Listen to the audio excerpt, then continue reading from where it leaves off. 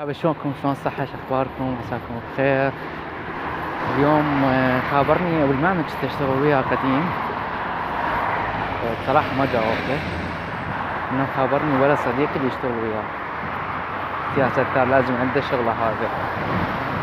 المهم جاوبته قلت له ها شكو اخباركم؟ كان يقول لي والله ابو المعمل الانور يريده. قلت له اكيد تصليح مكاين. قال لي عنده ماكينة يبي يصلحها. فاخر نروح نشوف شنو الماكينة ونخلي المشتركين اللي ويانا يستفادون من هذا الموضوع. فقلت خلني اصور شوف يا ماكينة اللي عندي عاطلة، جفتينة، ماكينة عادية دوزينة، دوز ماكينة عادية او آمسة او اوفرلوك. فما اعرف، خليكم ويانا ورح ندخل ونشوف يا ماكينة اللي عاطلة، راح نصلحها واصور لكم حتى تستفادون. يلا اتركوا. شوف السبب الخياط اللي دا يصير هنا. اتمنى يكون توضح. هذا المشكلة اللي تصير بالخياط. سببها شنو؟ سببها هذا من دا يوصل الخياط اللي هنا دا يوقف الخيط وفرشح يسوي لك الرخي ونقدم شوي لقدام. عندنا مشكلة ثانية اللي هي هذا يصير شوية خدش. فهذا حنسويه نضربه كغجام على مود يكون الخيط يضطر براحته. وهذا لسه الخياط مالته شوفوا صار صافي من كل الجهات، هذا الجهة وهاي الجهة الثانية. اتمنى استفادتوا من هذا الموضوع. شوفوا الخياط شلون صاير واضح. هذا الخياط الثاني اللي هو كان سببين. السبب هذا كان كلش طابق، بدا يخلي اشرحكم اياها. هذا كان جاي مكان يخلي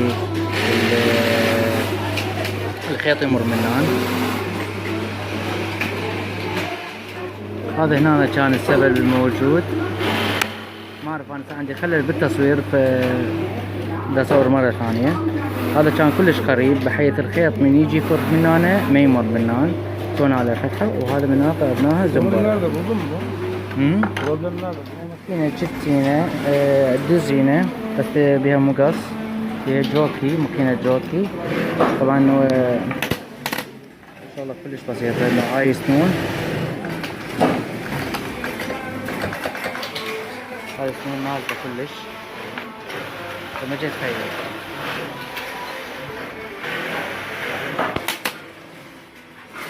نفحها يدوي على حابتها.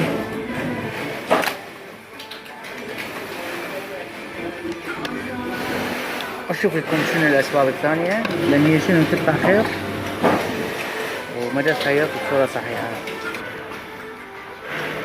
هاي ماكينة الجوكي خلصنا من عندها. وهذا خياط شوفوا هذا الظهر مالتها. السبب كان كلش بسيط، السنون كانت كلش نازلة وكان شوية بيها تيار غيرناها كلنا معاها. هاي بالنسبة للجوكي. مشكلة هاي الجوكي الماكينة اللي بيصير بهذا الشكل بهذا الخيط. هسه راح نفتح الجوزة ونشوفها شوف شنو الاسباب. المشكلة بهاي الماكينة دا يصير بهالطريقة. مشكلة الجوزة هذا لها تيار فرح هذا اشوف لكم اياها. المفروض شوية تنزل انا رخيتها.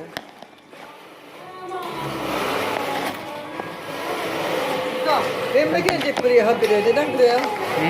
İp giriyor. Bak buraya. Ha tamam. Bak zaten işin ortası hep buraya. Ben geliyorum.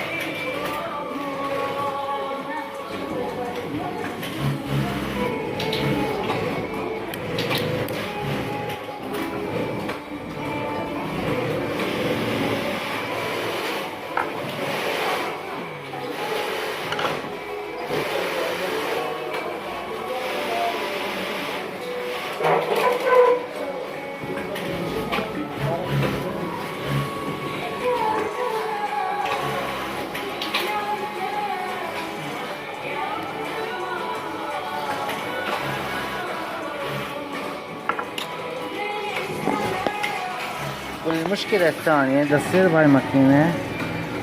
نشوف هسه هذا شلون مخدش. هذا هسه حنضربه كاغر جام والناعمة ان شاء الله اوكي. هسه هاي الماكينة خلصت.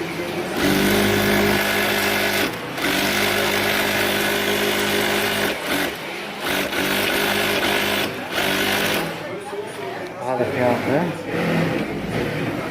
مش موجود. شوف بقية المكان ايش راح يصير موجود. هاي الماكينة الآمسة كانت مثل تاخير. السبب اني شوف هو هذا المقص هنا. هذا المقص اللي من هنا اكو موتور دشتي يعني يمتد من هناك اللي جوا. هسه شوف لكم اياه. شوف لكم اياه هذا. هاي ماكينة الآمسة شوفوها. هذا كان البرغي هذا كان واقع. هذا اللي هو يشتغل على المقص. صار حركة بسيطة يفتر. هذا يسحب يدفع. هذا الدش اللي يدفعه يفتر يبدي يقص. هذا كان واقع هسه شديته وبدأت تشتغل الماكينة طبيعي. هاي ماكينة الآمسة وهذا المقص مالته.